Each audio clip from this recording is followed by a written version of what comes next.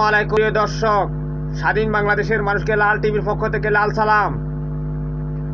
গাজীপুরে বেক্সিমকোর ফ্যাক্টরিতে আগুন লাগিয়ে দিয়েছে বিক্ষুব্ধ শ্রমিকদের নামে তৃতীয় পক্ষ, যারা কিনা সন্ত্রাসী।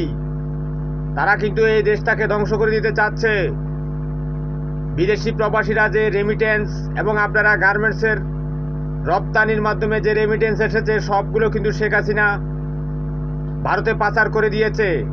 লক্ষ লক্ষ কোটি টাকা সালমান এফ রহমান এবং এসালামের শেখ হাসিনার কাছে রয়েছে। বাংলাদেশে কোনো সম্পদ নেই। সে বাংলাদেশ ব্যাংকের মাধ্যমে 60,000 কোটি টাকার কাগজ ছাপিয়ে রেখেছে, যেটা ডক্টর ইউনূস সাহেব জানিয়েছেন। দেশের অবস্থা খারাপ হলে কিন্তু আপনারা জানেন, বাংলাদেশের মেয়েরা অনেকে পতিতালয়ে তাদের দেহ বিক্রি করে অন্যের জন্য। দেশ বিপর্যয়ে পড়বে।